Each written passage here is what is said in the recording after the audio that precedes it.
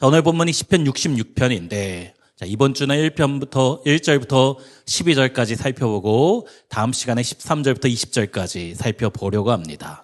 자, 오늘 본문에 표제가 있지요. 인도자를 따라 부르는 노래입니다. 자, 언제 또 누가 이 시를 기록했는지 정확히 밝혀지지는 않지만 본문의 분위기와 흐름을 볼 때 이스라엘 백성이 국가적 존폐의 위기에서 하나의 주권적인 개입과 구원을 경험하였어요. 그 이후에 그 구원을 경험하고 나서 온 회중이 모여 하나님께 감사와 찬양을 드린 내용이 오늘 본문입니다. 많은 성경학자가 이 시의 배경이 둘 중에 하나일 것이다. 하나는 히스기야 왕 때 아수르 제국의 포위를 당하였지요. 18만 5천 명의 대군이 예루살렘 성을 포위했던 그 사건에서 하나의 기적적인 역사로 구원받게 되었습니다. 그 이후에 이 시를 기록했을 것이다 하는 사람도 있고, 아니면 이스라엘 민족이 출애굽한 이후에 애굽에서 종살이하고 있을 때 하나의 강권적인 은혜로 출애굽을 경험하고 홍해를 건넌 직후에 이 시를 기록했을 것이다. 둘 중에 하나인데, 둘 중에 어떤 사건이든지 간에 인간으로서는 도저히 벗어날 수 없는 상황입니다. 사방이 가로막혀 사람의 힘으로는 도저히 빠져나올 수 없는 절체절명의 위기 순간 가운데 오직 하나님의 능력으로 말도 안 되는 기적을 경험하게 된 것이에요. 그래서 결국 하나님을 찬양할 수밖에 없게 되었지요. 자, 우리 인생 가운데도 내 힘으로 감당이 안 되는 문제가 종종 있습니다. 어떻게 해야 됩니까?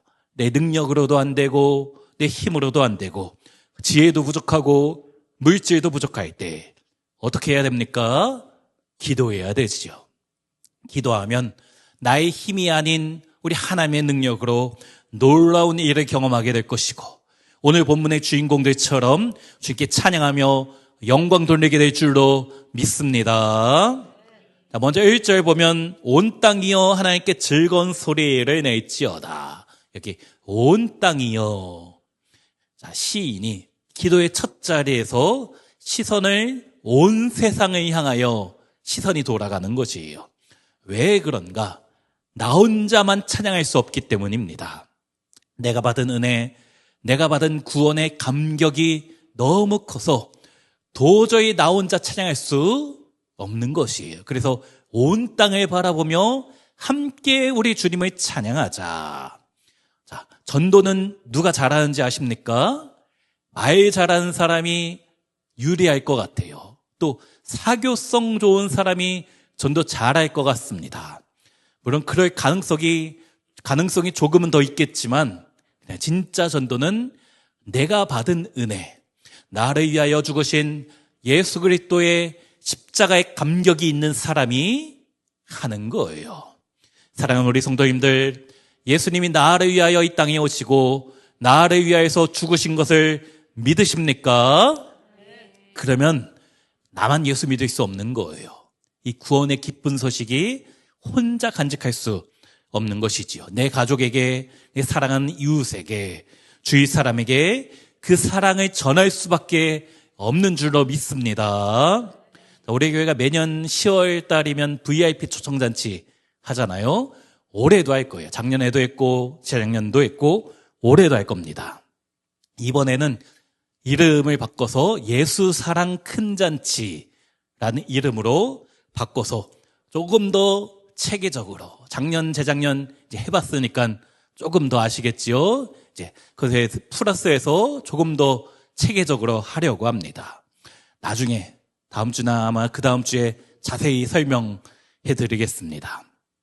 어쨌든 VIP 초청잔치든 뭐 예수 사랑 큰 잔치든 새생명 축제이든 사실 명칭은 중요하지 않아요. 내가 받은 구원의 감격을 온 땅에게 전하는 것이지요. 그럼 복음 전파의 주인공이 되어서 축복받으시는 우리 모든 성도님들이 되시기를 주의 이름으로 축원합니다. 자, 그런데 여기 1절 끝에 즐거운 소리를 낼지어다. 자, 성경 원어로 루아라는 단어인데 이것은 조용히 읊조리는 소리가 아니에요. 전쟁에서 승리하고 돌아오는 개선 장군을 향하여서 온 백성이 일제히 터뜨리는 우렁찬 함성입니다. 자, 우리가 금양로 기도에 나와 이 시간 기도할 때 종종 한 주간의 문제에 짓눌려서 한숨부터 내쉬면서 기도할 때가 있어요.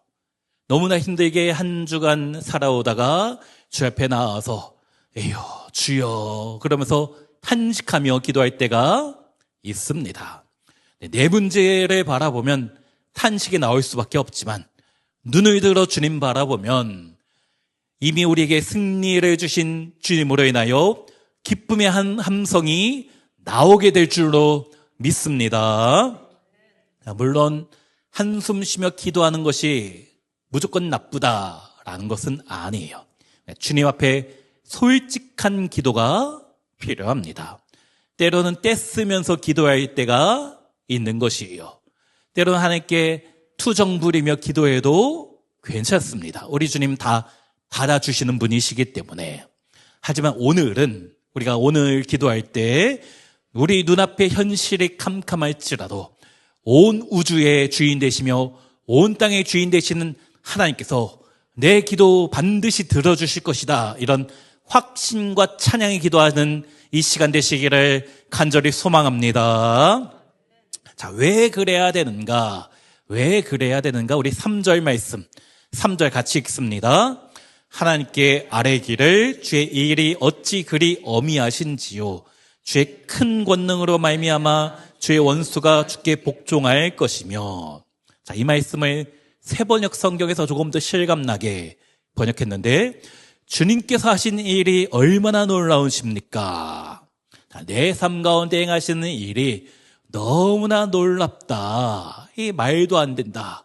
상상도 못했다. 그만큼 하나님께서 내 삶 가운데 은혜 베푸신 것이 상상 못할 정도로 크고 놀랍다라는 것이에요. 그래서 여기 주의 권능으로 말미암아 주의 원수가 주께 복종할 것이며 라고 하였지요.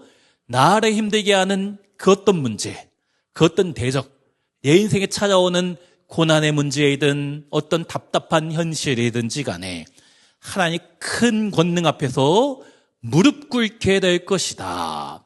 그러므로 우리가 이 시간 기도할 때 내 인생의 크고 작은 문제보다 내 인생의 문제가 크든 작든 그것이 중요한 것은 아니에요. 그 문제보다 훨씬 더 위대하신 하나님의 권능을 바라보시기 바랍니다. 그리고 내 안에 이런 답답함이 있을 때, 두려움이 찾아올 때마다 선포하는 것이에요. 무엇입니까? 내 하나님은 위대한 분이시다. 주님의 권능 앞에 모든 악한 것은 떠나갈지어다. 이렇게 믿음으로 선포하며 나아갈 때에 승리가 나의 것이, 승리가 우리의 것이 될 줄로 믿습니다. 우리 5절 말씀, 5절 같이 읽습니다. 와서 하나님께서 행하신 것을 보라. 사람의 아들들에게 행하심이 어미하시도다. 자, 여기 와서 보라라고 하였지요. 요한복음 1장에서 예수님을 만난 빌립이 나다나엘에게, 친구에게 와서 보라 하였잖아요. 자, 그런데 와서 무엇을 보아야 되는가? 그 사건이 무엇인가? 6절에 하나님이 바다를 변하여 육지가 되게 하셨으므로 무리가 걸어서 강을 건너고 우리가 거기서 주로 말미암아 기뻐하였도다. 바로 이스라엘 백성이 홍해를 건넌 사건이에요. 그때 어떻게 되었는가? 6절 중반 보니까 무리가 걸어서 강을 건너고. 자, 인간의 눈으로 볼 때는 이 홍해는 절망입니다. 뒤에는 애굽 군대가 쫓아오고 앞에는 바다가 가로막고 있는 상황이잖아요. 사방이 꽉 막힌 것 같은 절망의 순간인데, 그러나 하나님이 일하시기 시작하자 그 깊은 바다가 마른 땅으로 변하게 되는 것이에요. 인간이 도저히 상상할 수 없는 방법으로 하나님께서 길을 내어 주시는 것입니다. 그 하나님이 우리가 믿는 하나님, 오늘 이 시간 주의 앞에 나오신 우리 성도님들, 우리 삶 가운데 마치 홍해 앞에 선 것처럼 사방이 꽉 막힌 답답함 가운데 있는 분들 계시잖아요. 물질이라는 장벽, 질병이라는 장벽, 또 관계의 장벽 앞에 낙심하고 그렇게 아무것도 못하고 있지는 않으십니까? 우리가 기억해야 되는 것은 홍해를 가르신 그 하나님이 어제나 오늘이나 영원토록 동일하신 분이시다. 과거의 이스라엘 백성에게 길을 내어주신 하나님께서 오늘 이 시간 우리가 주님께 부르짖을 때에 반드시 내 인생 가운데도 마른 땅을 새 길을 열어주실 줄로 믿습니다. 그 믿음으로 승리하시는 모든 성도님들 되시기를 주의 이름으로 축원합니다. 자, 그 하나님이 또 어떤 분이신가? 7절 보면 그의 능력으로 영원히 다스리시며 그의 눈으로 나라들을 살피시나니 거역하는 자들은 교만하지 말지어다. 우리 하나님은 졸지도 않으시고 주무시지도 않으면서 불꽃 같은 눈으로 이 세상을 살피고 계신다. 불꽃 같은 눈으로 나를 바라보고 계신다. 그렇기 때문에 우리 인생은 하나의 통치 안에 있음을 날마다 기억해야 되고, 그리고 날마다 주님을 의지해야 되는 줄로 믿습니다. 자, 그런데 9절에 무엇이라 하는가? 우리 같이 한번 9절 읽습니다. 그는 우리 영혼을 살려두시고 우리의 실족함을 허락하지 아니하시는 주시리로다. 하나님은 우리 영혼을 그냥 내버려 두지 않으시고 살려주시는 분이시다. 그리고 우리가 완전히 미끄러져 파멸에 이르지 않도록 그런 실족함을 허락하지 않으시는 분이시다. 이 말이 우리가 넘어지지 않는다는 것은 아니에요. 예수 믿어도 고난이 찾아오고 예수 믿어도 넘어질 때가 있습니다. 질병이 찾아오고 물질의 답답한 문제가 찾아올 때가 있는 것이에요. 그러나 우리가 낙심하지 않는 이유는 무엇인가? 여기 9절에 그는 우리 영혼을 살려주시기 때문에 우리가 믿는 주님, 우리 영혼을 사망에 그냥 내버려 두지 않으시고 반드시 살려주신다. 발이 걸려 넘어져도 실족하지 않도록, 파멸하지 않도록 반드시 지켜주시고 다시 일으켜주시는 분이시다. 그래서 시편 37편 23절과 24절에 무엇이라는가? 우리 같이 한번 읽어볼까요? 여호와께서 사람의 걸음을 정하시고 그의 길을 기뻐하시나니 그는 넘어지나 아주 엎드러지지 아니함은 여호와께서 그의 손으로 붙드심이로다. 우리가 때로는 넘어질 수 있습니다. 괜찮아요. 주님과 함께 다시 일어서면 되는 것이에요. 주님과 함께 다시 일어서면 더 좋은 길이 열려지게 되는 것입니다. 그런데 실족하지 않게 하시는 방식이 우리가 생각하는 것과는 조금 다를 때도 있어요. 10절에 하나님이여 주께서 우리를 시험하시되 우리를 단련하시기를 은을 단련함 같이 하셨으며, 여기 시험하시다란 히브리어가 바한이라는 단어이고 단련하시다는 히브리어 차라프인데 둘 다 금속을 재련할 때 쓰는 단어입니다. 전문 용어예요. 성경에 보면 특별히 야고보서에 잘 나오죠. 두 가지 종류의 시험이 있잖아요. 사탄의 시험, 유혹은 우리 넘어뜨리고 죄에 빠지게 해서 결국 파멸시키는 것이 목적입니다.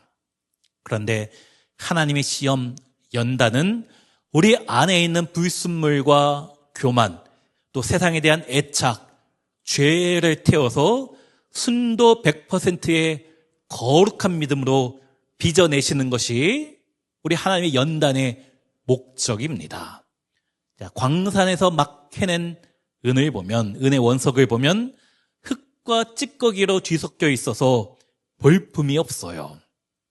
이것이 귀한 보석이 되려면 펄펄 끓는 도가니의 불길 속에 던져져야 되는 것이지요.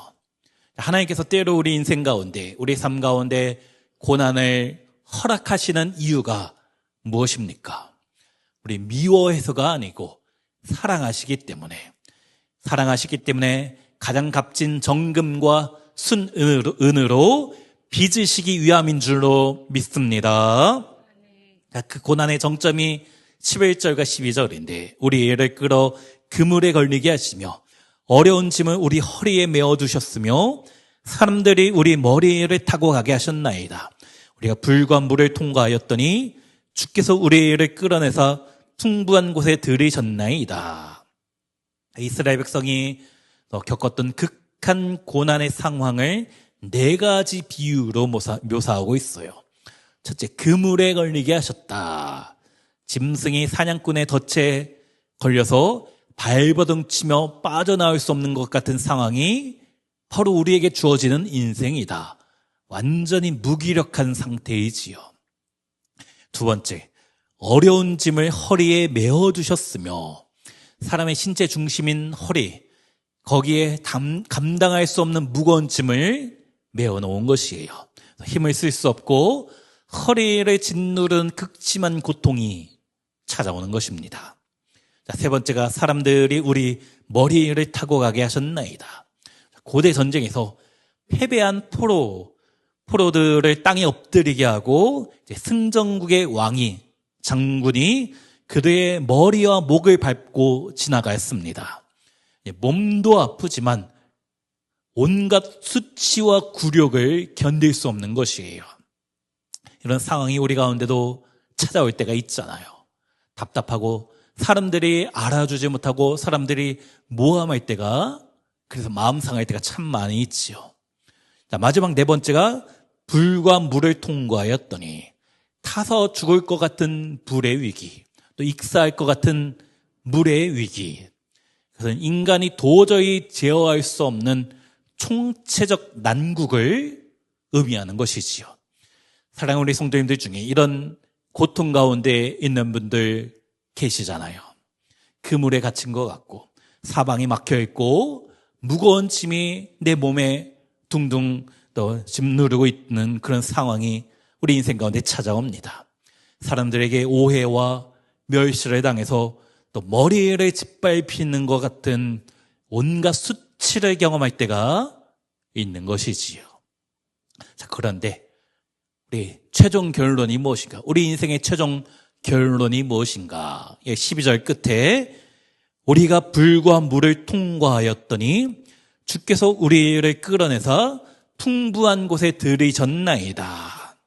여기 풍부한 곳, 물이 넘쳐 흐르는 곳, 모든 억압에서 벗어나 완전한 자유, 풍요로움이 주어질 것이다. 하나님의 약속의 말씀입니다. 이것이 우리 하나님의 자녀인 예수 믿는 우리에게 주어지는 위대한 반전의 은혜예요. 하나님은 당신의 자녀인 우리가 고난의 풀무 속에 영원히 있게 하지 않으시는 분이십니다. 이 불과 물을 반드시 통과하게 하시는 분이신 것이지요. 그리고 이 연단을 마친 후에 그분의 능력의 손으로 우리를 건져내어 주셔서 가장 넓고 풍성한 은혜의 자리, 그것으로 인도함 받는 줄로 믿습니다. 그래서 우리 인생의 고난은 종착점이 아니에요. 과정입니다. 통과하는 것이에요. 우리 예수 믿는 우리에게 주어지는 고난은 하나의 풍성한 은혜의 땅으로 들어가기 위한 반드시 거쳐야 되는 과정이다. 그러므로 그 고난 뒤에 예비된 하나의 넘치는 선물이 있는 줄로 믿고 끝까지 믿음의 길을 걸어가시는 모든 성도님들 되시기를 주의 이름으로 축원합니다. 사랑하는 우리 성도님들 중에 지금 불과 또는 물을 통과하는 것 같은 극심한 고난, 극심한 연단 중에 계시는 분들 낙심하지 마십시오. 주님이 여러분을 그냥 그불 속에 영원히 방치하지 않으시기 때문이에요. 이 고난은 영원하지 않고 반드시 끝이 있는 줄로 믿습니다. 그리고 그때가 되면 불과 물에서 우리의 손을 붙잡고 끌어내어 우리 영육이 풍성해지며 풍부한 인생의 축복이 내리는 약속의 땅으로 반드시 인도해 주실 줄로 믿습니다. 그럼 이 소망의 약속을 붙잡고 오늘 이 시간 기도하시는 우리 성도님들, 기도에 승리하시는 성도님들 되시기를 주님의 이름으로 축원합니다.